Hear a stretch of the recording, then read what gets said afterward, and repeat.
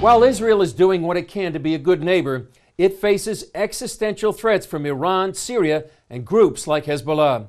We talk with Marco Moreno and Dalton Thomas about what dangers the Jewish state faces and what the prospects are for war.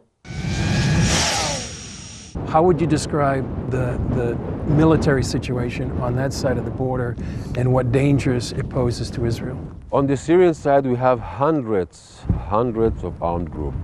All, you name a terror organization you know in the world, we have it here. From ISIS, Hezbollah, we have Iranian here, we have Shia groups, everything. 95% of them with an agenda to attack Israel. But they're not doing it. And what about the influence, especially of Iran? Iran is the biggest problem of everything. Iran's agenda is to take terror organizations over the world, especially in the Middle East, sponsor them, give them education, equipment in order to attack Israel. I think what this current administration, the US, Trump administration, is doing very clearly is saying that Iran is the problem. This is a good thing that is happening now, that the administration sees the things very bright. What is the problem here? There's been talk that Iran wants to have a land bridge all the way from Iran to the Mediterranean, including Lebanon, Iraq, and Syria. How close are they to establishing that inside Syria? Lebanon is, they own Lebanon. Iraq, it's on its way. Syria, not yet, but it will happen. It's a strategic decision that the Iranians took to open a front with us in the Golan Heights. They have it in Lebanon, they have it in Gaza. They have some in the West Bank with a couple of terror organizations, and now they are trying, I think 2018 will be very important for us to deal with this problem. Do you see a possible war?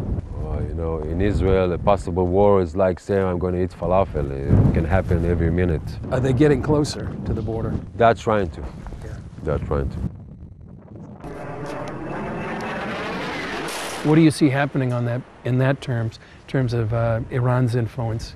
On a very simplistic level, the whole Middle East is a Sunni-Shia conflict.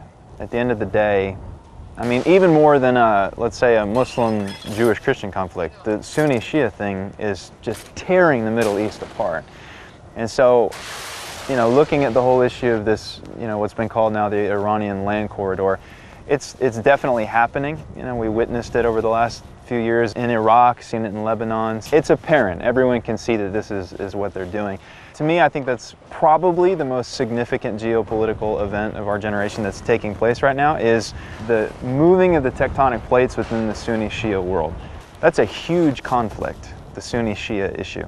And so for Israel, who finds herself right in the middle of those rubbing tectonic plates, it's a big issue. It's going to be the big issue for the next 10 years. And I think Israel was looking, from a security standpoint, looking at the situation when the revolution began, seeing that no matter how this thing ends in Syria, this is going to be years of conflict between Sunni and Shia, because win, lose, or stalemate draw, the divide is just going to be further galvanized. So it's not, no one's going to win this war. No one wins any wars, but this is a war, no one's going to win this. No one comes out of this and wins.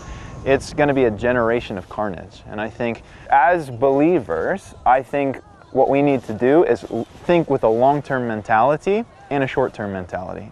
You know, it's the response, it's the reaction to that. And, you know, the decimation of Mosul, the decimation of these cities that were held by Sunni militant groups, that's really, at the bottom, that's really the heart of this conflict, is the divided house of Islam. And so this raises a question: how should the church respond to the divided house of Islam? We can ignore it, we can just throw rocks at it, or we can engage. And I think by engaging in the heart of that conflict is one of the most important things that we can be doing in this generation. So how can people be praying about you, your team, Marco, and the IDF and the people inside Syria? 3 things I pray almost every day. Colossians 4, open up the door for the word to be clear as it ought to be. Psalm 91, in the safety and the shadow of your wing. And Matthew 9, Lord, thrust laborers into the harvest. You know, Jesus is very clear. Don't say 4 more months till harvest. Now. So I think if we pray from a position of now, you know, I think prayer is a terrible excuse for obedience. Terrible excuse. However, I think we should obey and pray. Meaning, let's not do the 4 more months of winter thing. Let's do the engage now, but as we go, let's do it from a position of prayer. And so the way, the spirit of prayer that I want to operate in is one that marries prayer and obedience. That says, I'll pray for this, but I'll also engage in this thing.